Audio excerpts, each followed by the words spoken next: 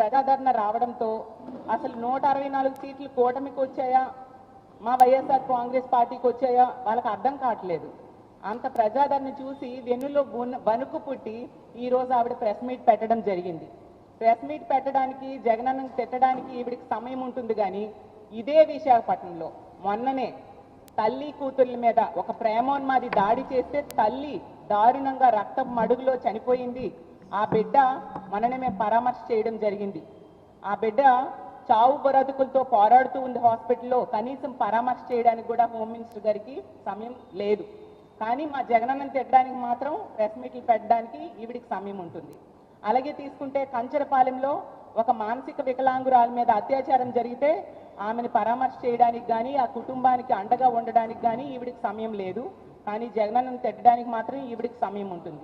అలాగే మన రాజమండ్రిలో తీసుకుంటే నాగాంజలి ఆత్మహత్యకి ఒక టీడీపీ నాయకుడైన దీపక్ అనే వ్యక్తి వేధింపుల వలన ఆవిడ సూసైడ్ నోట్ రాసి మరీ చనిపోతే కనీసం ఆ కుటుంబాన్ని పరామర్శించడానికి కానీ, 13 రోజులు హాస్పిటల్లో ఉంటే ఆ అమ్మాయికి మెరుగైన వైద్యం అందుతుందా లేదా, ఆ అమ్మాయి ఎలా ఉందని చూడడానికి కానీ ఈవిడికి సమయం లేదు.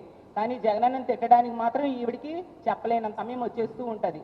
అలాగే ఈ రోజు ఈ రాష్ట్రంలో కూటమి ప్రభుత్వం అధికారం వచ్చాక రోజుకి 70 మంది మీద అత్యాచారాలు, అఘాయిత్యాలు మహిళల మీద, చిన్నారుల మీద జరుగుతూ ఉంటే వాటిని అరికట్టడం చేత కాదు. కానీ జగనన్నను తిట్టడానికి మాత్రం ఈవిడికి సమయం దొరుకుతుంది, తిట్టడానికి టైం కేటాయిస్తారు.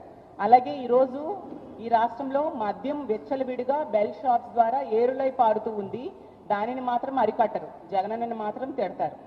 అలాగే ఈరోజు తీసుకుంటే గంజాయి 100 రోజుల్లో గంజాయి అరికడతామని చెప్పి ఈరోజు గంజాయి విచ్చలవిడిగా ఈమె నివాసం ఉంటున్న విశాఖపట్నంలో పెంపకం జరుగుతుంది.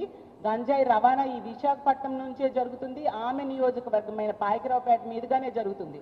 దాన్ని అరికట్టడం చేత కాదు. కానీ జగనన్నను తిట్టడానికి మాత్రం హోమ్ మినిస్టర్ గారు ముందుగా వస్తారు. అందుకనే ఆవిడకి హోమ్ మినిస్టర్ పదవి ఇచ్చారు.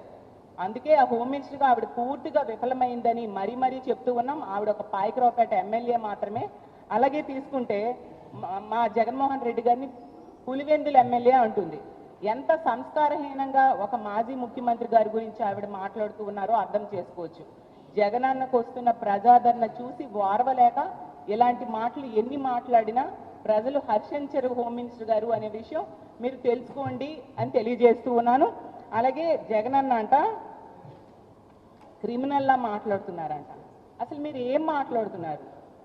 అసలు పోలీసుల విషయంలో తీసుకుంటే జగన్మోహన్ రెడ్డి గారు పోలీసులు తిట్టారు అనేసి అబాండాలు వేస్తూ ఉన్నారు. ఏ పోలీసులు తిట్టారు? ఏ పోలీసులు తిట్టారు?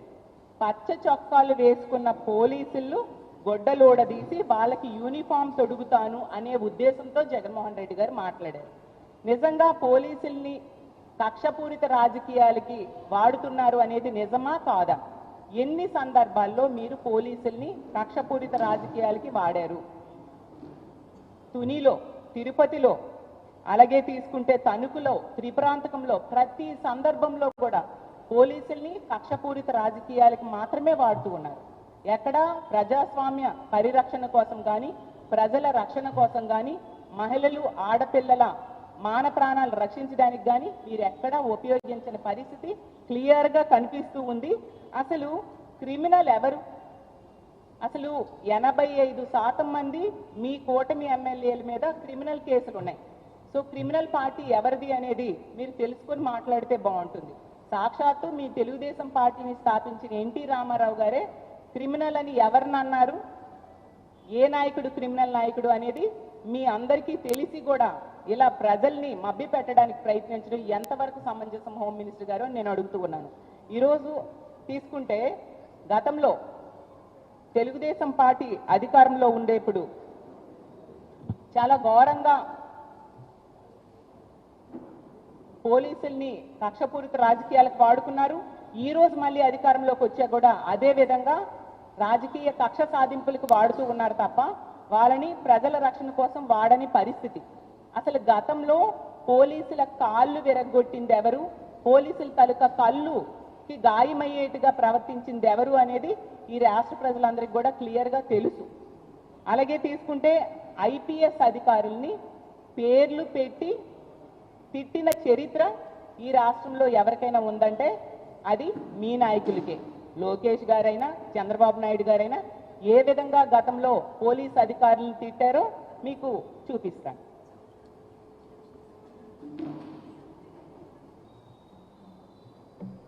సో ఈ విధంగా పోలీసుల పేర్లు పెట్టి మరి చాలా దారుణంగా తిట్టిన దూషించిన చరిత్ర మీ నాయకుడిదా మా నాయకుడిదా ఒకసారి తెలుసుకొని మాట్లాడితే బాగుంటుంది.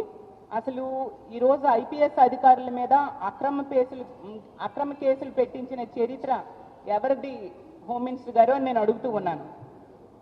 కులం పేరుతో, మతం పేరుతో, పార్టీల పేరుతో ఈరోజు పోలీస్ అధికారులకి పోస్టింగ్లు ఇవ్వకుండా వేధిస్తున్నది ఎవరు హోమ్ మినిస్టర్ గారు నేను అడుగుతూ ఉన్నాను. అసలు ఇంత దారుణంగా పోలీసుల్ని ఏ రోజు కూడా పోలీసుల కోసం మాట్లాడిన పరిస్థితి జగన్మోహన్ రెడ్డి గారు చేయలేదు. మీ నాయకులకే అలాంటి సంస్కారం ఉంది. అలాగే మహిళల కోసం కూడా మాట్లాడుతున్నారు హోమ్ మినిస్టర్ గారు. అసలు మహిళా పోలీస్ అధికారుల గురించి జగనన్న ఏ రోజైనా మాట్లాడారా? లేనివి ఎందుకు కల్పించి ప్రజలను మభ్యపెట్టడానికి మీరు ప్రయత్నిస్తూ ఉన్నారు?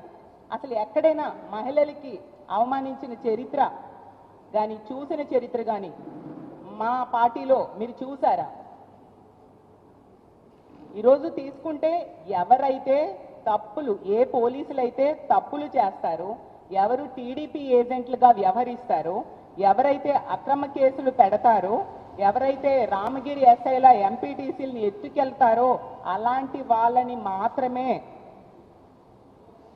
తెలుగుదేశం పార్టీ తాలూకా బట్టలు ఊడదీసి కాకి బట్టలు వేయిస్తాను అనే ఉద్దేశంతో జగన్మోహన్ రెడ్డి గారు మాట్లాడిన విషయం మీరు మర్చిపోవద్దు.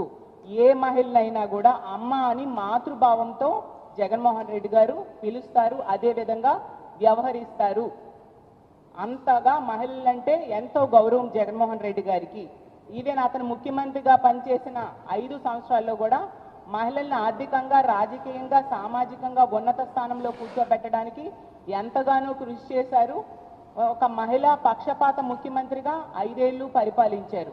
అసలు ఈ రాష్ట్రంలో మహిళలందరూ తమ సొంత అన్న ముఖ్యమంత్రి అయితే ఎలా ఉంటుందో అలాంటి భద్రతని, భరోసాని జగనన్న ముఖ్యమంత్రిగా ఉండేప్పుడు ఆ రోజు పొందిన విషయం మీరు మర్చిపోవద్దు అని తెలియజేస్తూ ఉన్నాను.